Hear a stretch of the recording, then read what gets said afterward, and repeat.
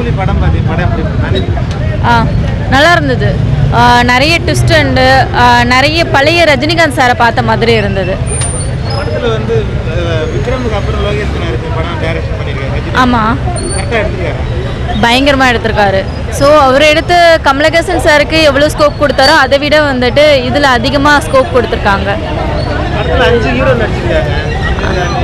5 ஹீரோன்றது நீங்கள் பார்க்குற இதில் தான் இருக்குது. பட் ஆனால் இது 5 ஹீரோ தாண்டியும் நிறைய பேர் இன்னும் நடிச்சிருக்காங்க.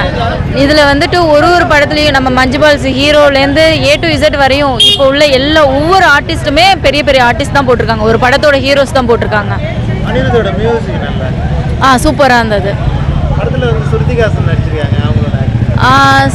அவங்க வந்துட்டு ஆக்சுவலி அதில் ஒரு ட்விஸ்டே இருக்குது. ரஜினிகாந்த் சாரோட டாட்டர் வந்துட்டு ஸ்ருதிஹாசன் மேம் தான்றது அது ஒரு எதிர்பார்க்காத ட்விஸ்ட்டு மக்களுக்கு. பாட்டு வந்து மோனிசா சாங் அது வந்துட்டு பயங்கரமாக இருக்குது. அவங்க வந்துட்டு ஒரு 5 to 10 minutes வந்துட்டு இருந்தாலுமே இப்போ மோனிகா சாங் வந்ததுனால அவங்க தான் ஹீரோயின்னு நம்ம நினச்சிட்ருக்கோம். ஆனால் ஆக்சுவல் ஹீரோயின் வந்துட்டு ஸ்ருதிஹாசன் மேம் தான். ரஜினி சார் ஆடிருக்கலாம்னு எதிர்பார்த்தீங்களா? ஆமாம், ஆனால் அந்த இதோட வந்துட்டு எதிர்பார்த்தோம். பட் ஆனால் ரஜினிகாந்த் சார் இன்னொரு சாங்கில் ஆடிருக்காங்க. அதுலேயே இன்னும் பயங்கர ஹீட்டாக இருக்குது. படம் வந்து ரொம்ப வயலன்ஸ் அதிகமானா இல்லை.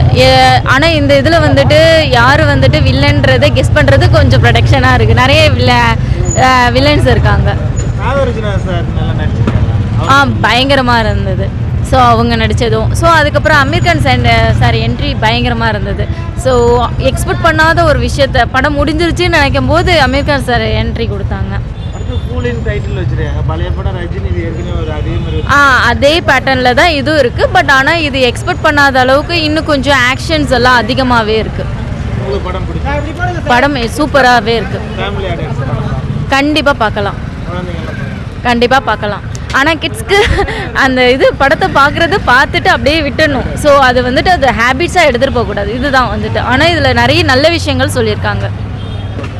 தேங்க்யூ.